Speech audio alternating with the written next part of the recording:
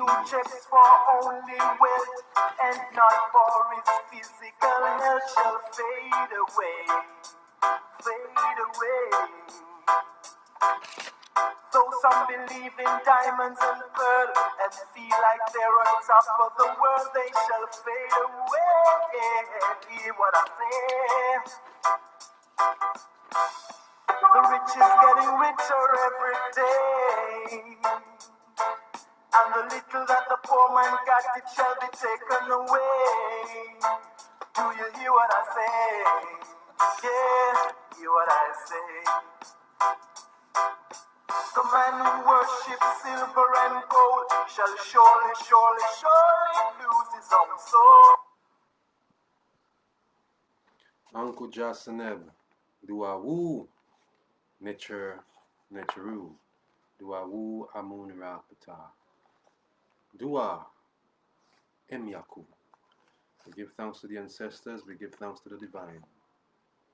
We give thanks to the Naturu, the cosmic principles which outlive everything, they are immortal. Today I'm going to continue reading that dissertation, continuing from chapter 3, Anunian Cosmology. We stopped here,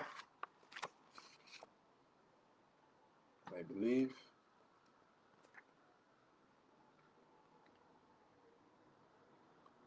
Center it.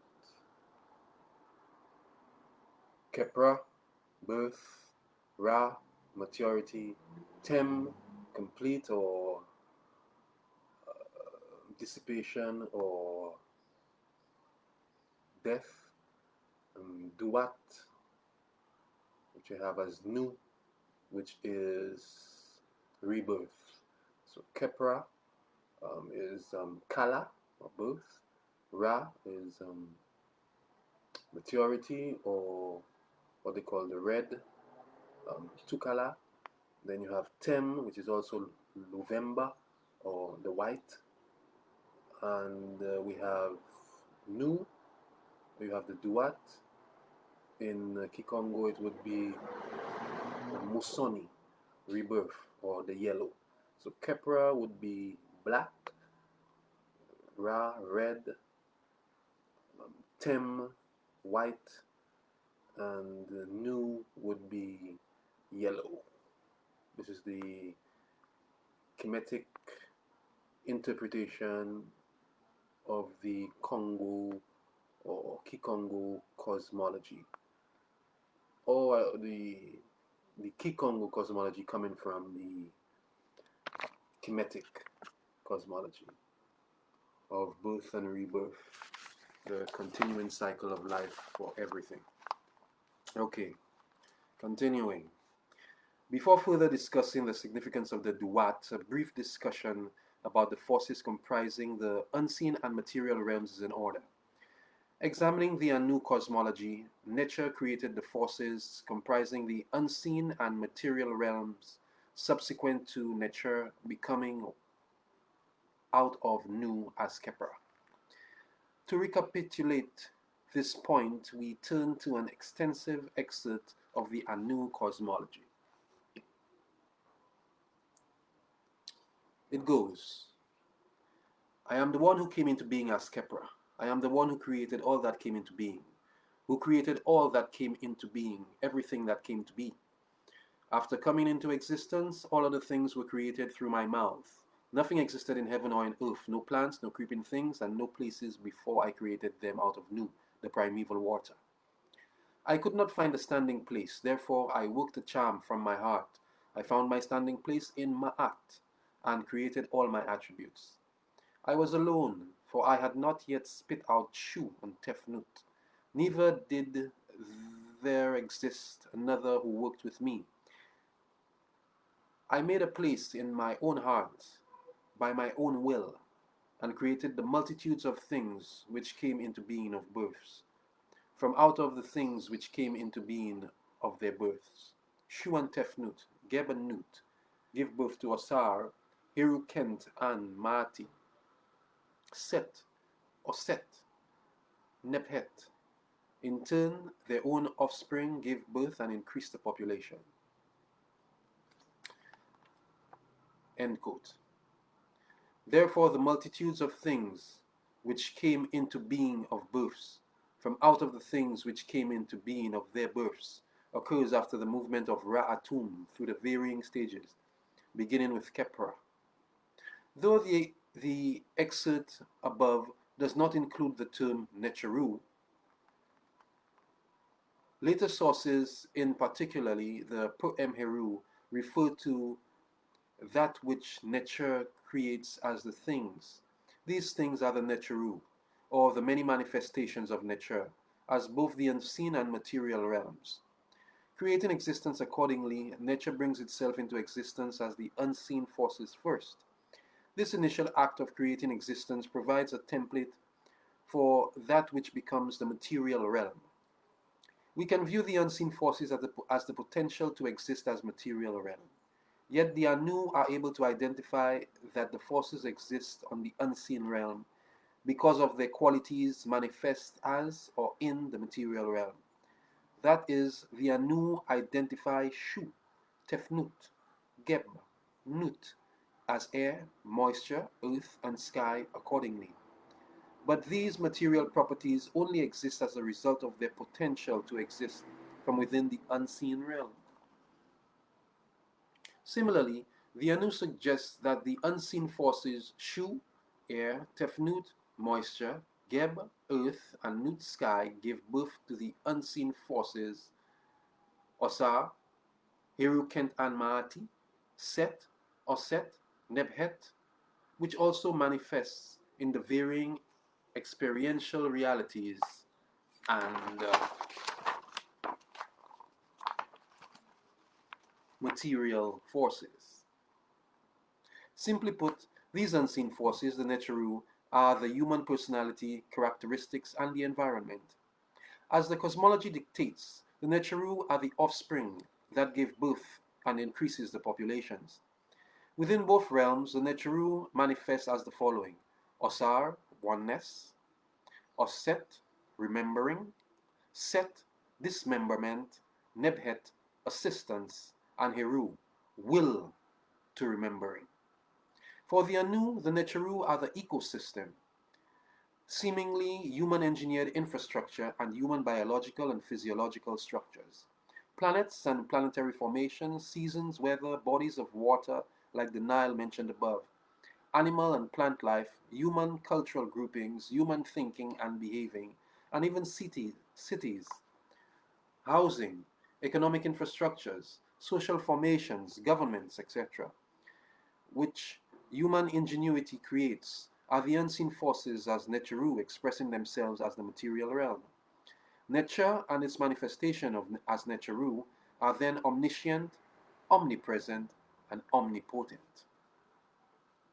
Ra-Atum influences the existence of the Necheru as both the unseen and material realms as well. Again, while the Anu cosmology does not express the relationship between Ra-Atum and the Necheru, we can turn to the Pu'emheru for clarity in this issue. In his translation of chapter 18, within the Pu'emheru, Muata Ashby writes that, quoting, "The realms of existence are personified as Necheru deities. When Ra emerged from the noon or the primeval ocean, being pushed up by the god Nu, or the Necher Nu, it began a movement through creation which takes it across the sky, which is its daughter Nut.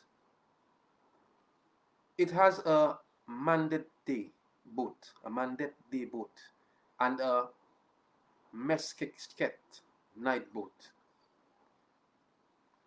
The day boat is used for the journey through the physical heavens and over the physical world, Ata. And the night boat is used for the journey through the astral plane, the Duat. The motion of the boat sustains creation. What we can infer from the above translation is that Ra-Atum activates how the Necheru function as both the unseen and material realms emerging out of Nu. The symbols of the boats are important here because They express the pattern of traversing across the unseen and material realms. Mandet, moving across the sky, symbolizing the movement of the Neteru in accordance with Ra'atun, the cycle in the material realm. That is, the mandate rises out of the unseen realm as the potential to exist as the material realm, manifesting creation as the material realm or Ta, the and ceasing as the Tem stage of existence. The mandate links Kepra to the Tem experiences.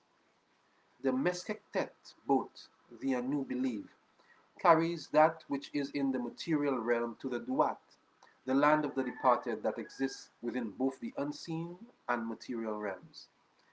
It is Ra'atun that assures that all that nature manifests in the material realm does so in accordance with the Kepra, Ra, Tem, and Duat. That is to say, that even the most intricate movement or creativity in the material realm can only move curvilinearly, experiencing or manifesting the process of Kepra coming into being, Ra emitting the fullness of its potential, Tem declining into dismembering, and Duat returning to the state of coming into being. All creation is bound to this cycle. This goes back to the diagram of the cross, Kepra, Ra, Tem, and Nu or Duat, which is of course in accordance with Kala, Tukala, Luvemba, and Musoni from the Kikongo. The cyclical movement of Ra-Atum and its relationship to the Duat are extremely important in the Anu's conceptualization of human thought and behavior. For as mentioned above, all that manifests as the material realm is nothing more than the manifestations of the Neteru, the multiplicity of nature, emerging from Nu, in accordance with the cyclical movement of Ra'atun. Here, chematologists Amen and Ashby and African psychologist Akbar's writings are important for us to understand the specific way in which the Anu conceptualized this relationship. For the Anu, it seems, according the Amen, Ashby and Akbar, that's Raul Nefer, Muata Ashby, and Akbar, that the human personality within the Kemetic tradition is comprise 7 or 9 elements, depending on whose rendering of the qualities we rely upon. Coined as elements of the human personality within Ashby's work, we extrapolate 4 of the 9 central components influencing human awareness and experiences as they bear on our argument within this dissertation. The Ba, the higher self; the Ab, the heart soul; the Ka, ego persona; the Ren, earthly name, appear to be the most crucial for our understanding of the relationship between the origin and structure of the universe and human thought and behavior, especially in relationship to the 4 moments of Ra'atum and the Mandet and Meskeket boats. For the parts of the human personality adhere to the cycles of Ra'atum in the material realm and succumb to the experiences in the Duat. And as we shall discuss below and in chapter 4, the human personality experiences the Duat while still in the material realm. Exploring this point further, we begin with the Anunian conception that each human being is a Neteru. Using the Anunian schematic interpretation of the Neteru that we glean from the cosmology above, each human being expresses qualities of Ma'at, Shu, and Tefnut, Geb, Nut, Osa, Oset, Heru, Set, or Nebhet. As subsequent Kemetic cosmologies assert that Tehuti, divine wisdom, and Het Heru, divine love, are correlates of Ma'at, truth and reciprocity, as well as Anpu, who they also call Anubis, the opener of the Duat, are also foundational Neteru. We shall also suggest then that each human may also embody either of these later qualities. The Neteru is totality. The Neteru in totality is the universal Ba, or the potentialities of comprehensive qualities comprising the unseen realm. The function of each Neteru, or the expression of the potentiality of each Neteru, as that which directly influences each human being's thought and behavior, is the individual Ba, often referred to as each human being's higher self. Each individual Ba is the spark and therefore personality reflection of the qualities comprising the unseen realm. For example, if one embodies the qualities of Osar, the personality of the person given the brief description of Osar above expresses aspects of creating and representing oneness, that is, remembering in the material realm. It is the Ab or the heart that is the storehouse of human thought and behavior. Each human being is thought to cycle through the earthly realm according to the cycle of Ra'atum, providing the providing the overarching contributing qualities of each human being. The Ba or spark of life provides one aspect of the human personality that informs the specific human experiences in the material realm. As a direct projection of the Ba, the Ab stores these experiences and propels each human to continuously participate in the cycle of Ra'atum based upon these experiences. The Ab is therefore the human repository of unconscious impressions gathered in past experiences from the present life and previous lives. Viewed then as the true mind, the Ab is therefore the heart or the seat of human thought and behavior in the material realm. Ankh Uja Seneb Sen, Malik Kamara. Because nature stands on Ma'at to create existence, the Ab houses all human experiences in the material realm, all of which are bound to the qualities of Ma'at. In other words, human thought and behavior is the direct reflection of that which each human previously thinks and behaves, all of which the Ab stores. Meting out individual human thinking and behaving in accordance to Ma'at occurs across the expanse of the cycles of Ra'atum in the material realm and in accordance with the qualities of the Ba. The Ab is therefore the arbiter of human existence.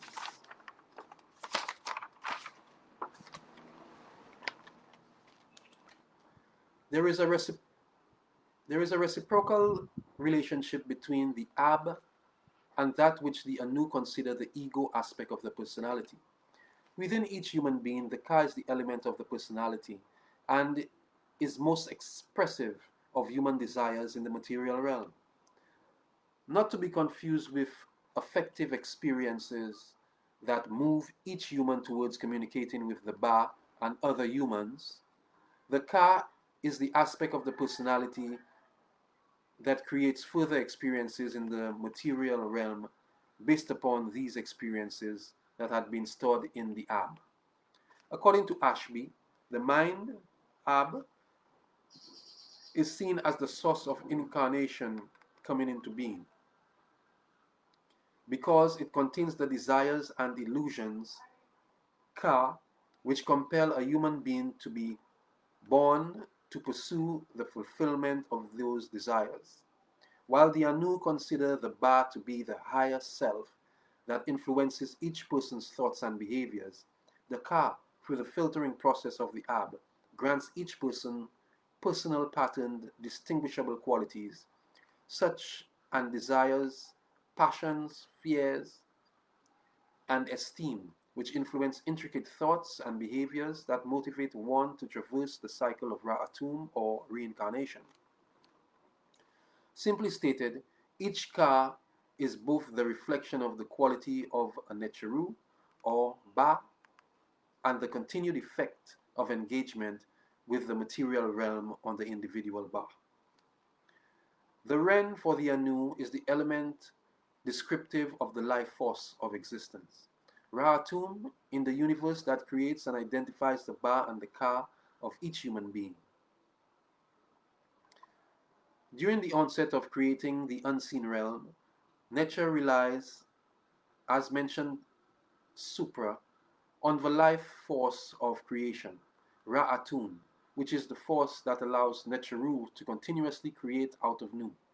Since all humans encompass the same life force because of nature's creative process, that is, all humans experience reality in accordance to the cycles of time, but in smaller quantities, and each human comes into being encompassing a bit of the nature's creative potentiality. Ren is therefore not only humans' power to bring life into existence through naming or articulating in the way the nature relies on Ra'atum to articulate creation. By naming or articulating human existence, that which we name is brought into being as a particular personality or quality of Neteru, Ba and Ka. In essence, each human being has a Ren correlating to their Ba, expressive of the force with which they act within the universe. Moreover, each human being also has a Ka name expressive of the manifold personality characteristics that are a projection of the Ba that human engagement in the material realm informs. The Ren identifies your higher self, desires, passions, fears, and esteem. What the human personality means for the Anu is integrally linked with traversing the Duat. We have mentioned the function of the Ba, Ab, and the Ka.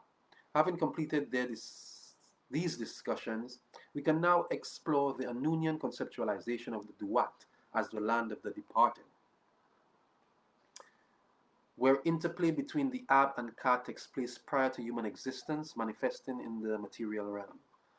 Upon departing the Kat, which is the flesh or the physical body, the Ab of each human prepares others to stay in the unseen realm, or to traverse back to the material realm in accordance with Ra'atun.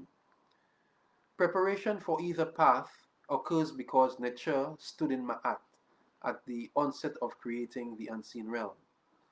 The main objective of human existence in this way, then, is the extent to which each human thinks and behaves according to the objectives of creating peace, harmony, and unity within the material realm. In other words, thinking and behaving in accordance with Ma'at is part of the essence of human potential. Thinking and behaving in accordance with greed, jealousy, and other desires that may be expressive of the Ka is in fact against the initial state out of which the universe emerges through the qualities of dismembering are inherent in the process of creating the unseen and material realms. Take a little pause there.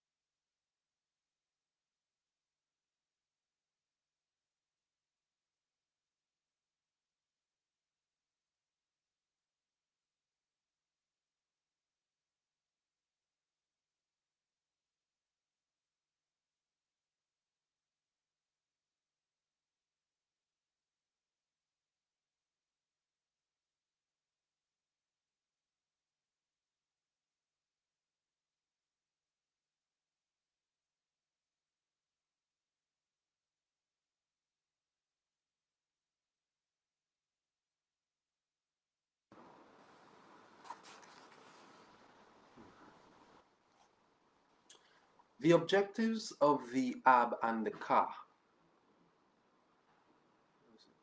The objectives of the Ab and the Ka traversing are to cease to traverse through the material realm and to remain in a state of reunification with Nu on the one hand. On the other hand, the objective of traversing is for the Kat to remain in the Duat, and the Ba reunites with the Ba of Ra, returning to the life force of existence. Both of these objectives, nonetheless, suggest a return to a state of peace, unity, or remembering with the essence of existence. Examination of the pyramid text informs us about this objective. relying on an excerpt from Hekau 5:13, which references wishes for the Nasut of Pharaoh, divine representation of Osar in the material realm, to return to the Duat. We read, "May you become a spirit which is in the netherworld. May you live of that pleasant life whereof the Lord of the horizon live, even the great flood which is in the sky." So it seems for the Anu, once the flesh departs from the material realm, the spirit or Ab, heart, that once resides in the cat of flesh then traverses to the Duat. It is there where one resides with the Lord of the horizon, who emerges within the Duat, the great flood which is in the sky. The land of the departed is the Duat. The deepest layer is Nu, the ultimate residing place in which the departed wish to return. If the Ab successfully deems itself worthy to transcend the material, earthly existence and end its cycle, it resides in a state of Hotep, or peace in the Duat, returning to Nu. If the Ab deems otherwise, the Ab waits in the Duat to embody Kat, or flesh again, and garnish further experience in the material realm, with a Ren, Ab, Ba, and Ka that reveals its personality, purpose, contributions, and objectives in the material realm. Ankuja Senem, Ankwas Jet Senem, Dua, Duawu, Anukeru, Kashanga.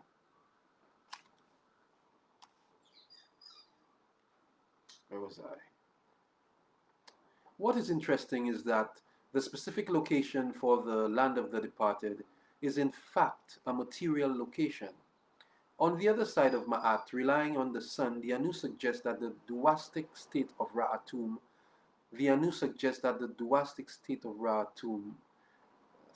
as it descends below the horizon, determines the specific location of the Duat, the place of the departed, south of that which is above the horizon. The Duat is therefore located underneath the material earth. Burial of the departed in the earth may in fact influence and signify this perspective. Yet, Egyptologists and chemetologists writing on the Duat also suggest that the Duat is a map for the ultimate human consciousness. On the one hand, the Anu conceptualized that the Duat has 12 hours or levels of consciousness. Each Ab that enters these hours engages with the qualities of the hours upon the Ab traversing through the Duat.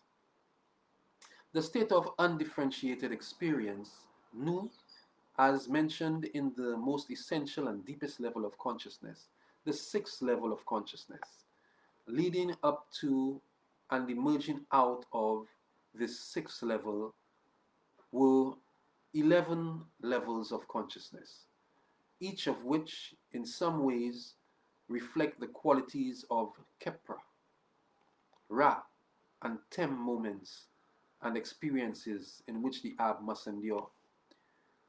A reciprocal relationship exists between Kepra, Ra, Tem, and the Duat. The Anu believe that human thought and behavior is in the material realm mimics the myriad of possible experiences within each of the 12 hours or levels, including that of Nu.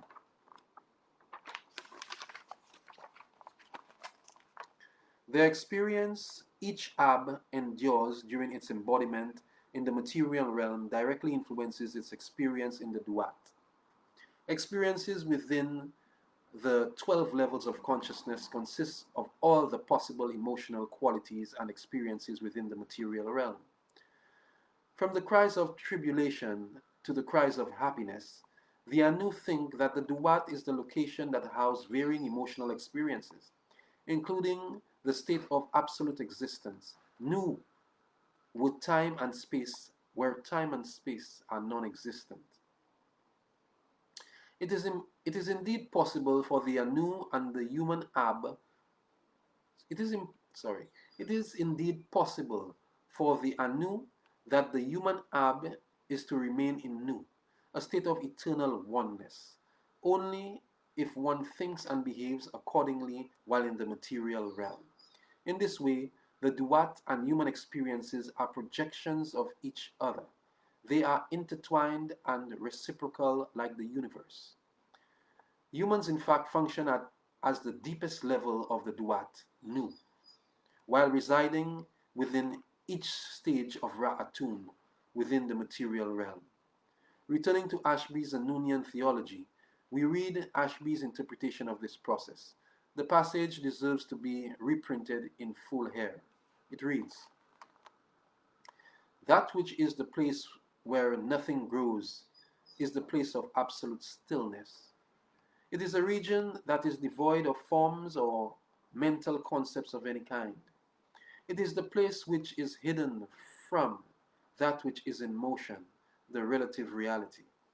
Therefore, it is hidden to those whose minds are in constant motion due to desired cravings, emotional attachments, greed. That which is relative or temporal emanates out of that which is absolute and eternal.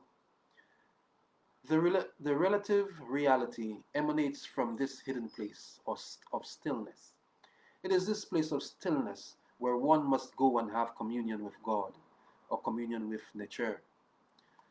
When this occurs, that which is hidden is revealed.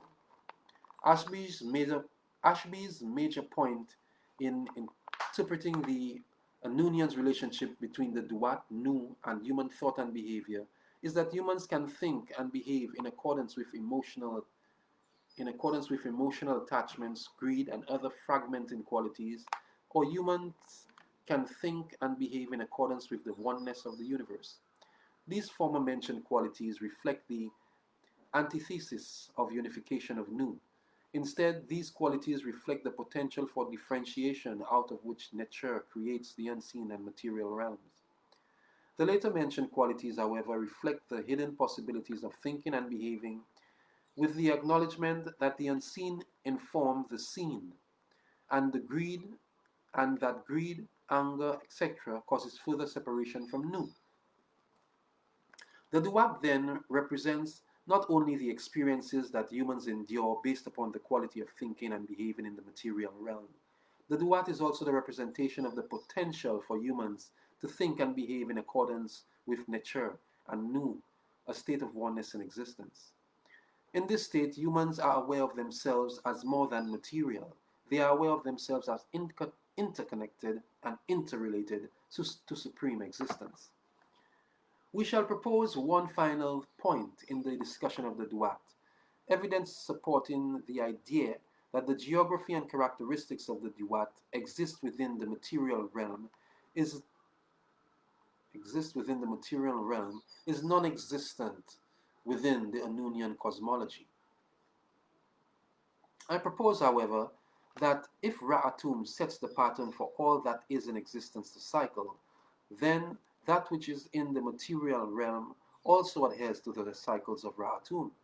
We have discussed that once nature creates the unseen realm, all that emerges in the material realm cycles through the three moments as that which is in the material realm.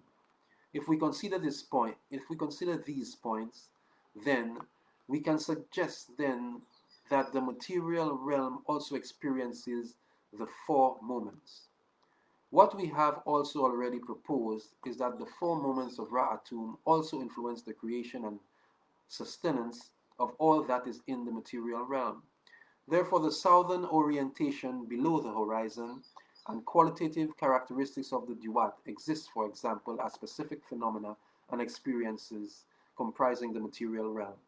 That is to say, that it may be possible to suggest that the experiences that characterize the duat manifest as southern locations, for example, embodying the qualities of the multifarious duatic qualities. Geography and quality of the duat may exist within the material realms. We shall discuss this point more extensively in subsequent chapters. Conclusion. Our introductory discussion about the creation of the unseen and material realms exposes several important points about the structure and origin of the universe for the Anu. These basic Anunian cosmological ideas are the source for how we proceed theorizing about remembering Osar and understanding Haile Selassie within Rastafari thought. What we can interpret from the Anu cosmology are several themes about remembering. The macro level conceptualization that Nu is the source of creation in which all in existence returns, similar to the function of the Nile, in the first expression of the potential for all in existence to return to a remembered state of existence. Or, in a word, remembering. While on the one hand, Nu is unification, it also symbolizes the first act of dismembering, setting existence on its macro course to remembering itself as Nu. All in the unseen and material realms remember all in the unseen and material realms remember itself as the source after dismemberment from Nu, as the unseen and material realms. Second, remembering only occurs in accordance with Ra'atun.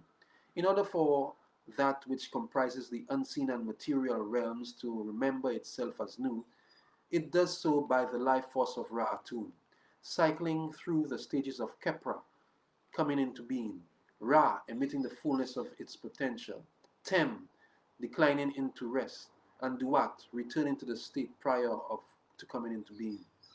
All that comprises the unseen and material realms eventually returns to the remembered state of Nu, the deepest level of the Duat.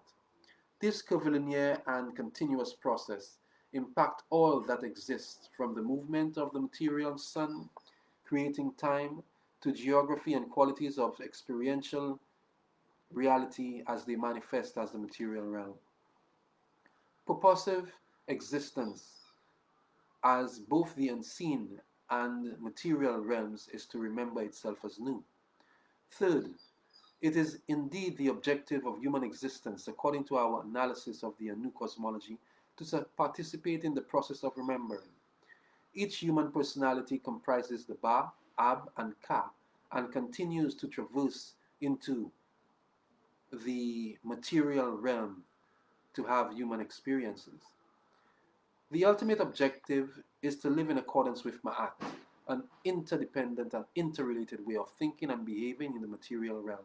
Simply put, the objective is to think and behave like Nu while in the material realm, while adhering to the qualities of the Ba in which each person embodies. Overcoming the desires the Ka imbues, each human transcends the dictates of the Ka and thinks and behaves in accordance with the Ma'atic qualities of the Ba they embody, which the Ren exemplifies. One has therefore remembered themselves as one of the Necharu, only by each person's Ab or heart or soul traversing through the levels of the Duat, the varied experiential reality, can the Ab experience the state of Kepra.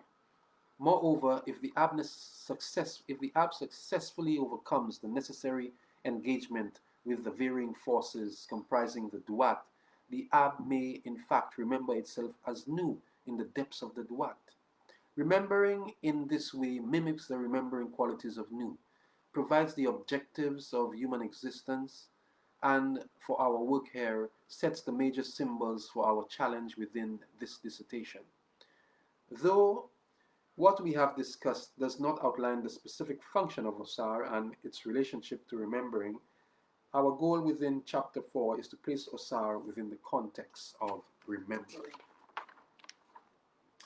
Okay, I will stop here for today and I will continue with Chapter 4, the process of remembering Osar within the Anunian cosmology, theorizing Osar. Each human's purpose on earth was the return to Nu. Okay, so I'll continue with this tomorrow. Thanks for tuning in. Duawu, Asante Sana. Give thanks and stay strong in these tenuous times of COVID-19 and elections. Hetepu abet Shemem Hotep Ankuja Saneb.